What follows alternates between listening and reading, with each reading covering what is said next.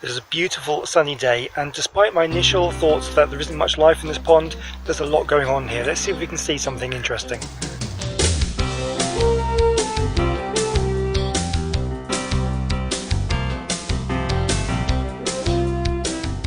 Let's go into this pond.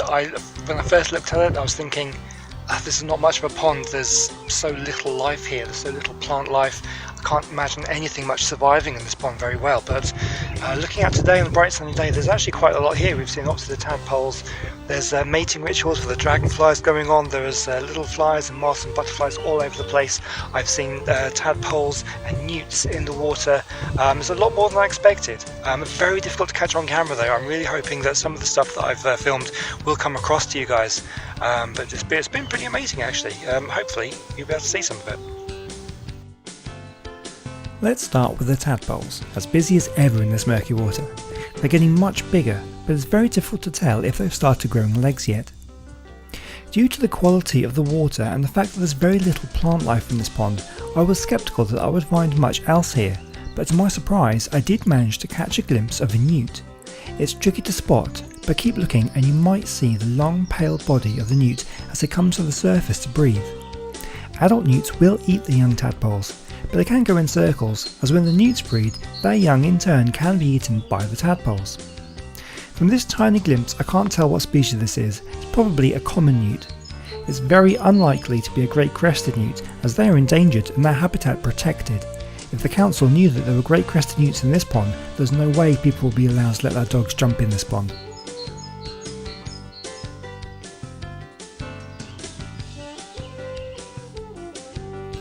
While I was filming, I noticed there were some very large blue dragonflies darting about the pond surface. These are almost certainly broad-bodied chaser dragonflies. They have a very broad, flat body, making them appear fat. The males have a blue colouring, and that is what I could see flying around the pond.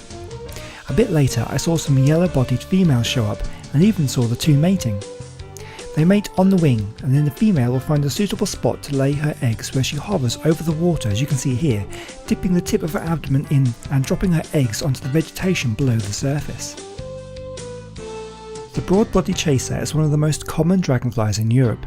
The eggs this female is laying should hatch in 4 or 5 weeks' time, and the larvae will take 1 or 2 years to develop.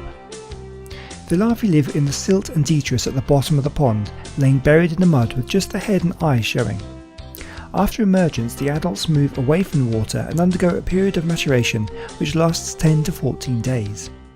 The adults can be seen flying from April to September, but most commonly seen in May and June. They are often the first species of dragonfly to colonise newly created ponds. That's all I have for you this week, but next time I hope to show you some changes happening in my tadpoles at home, so make sure you join me for that. Well, thank you very much for watching, and I'll see you next time.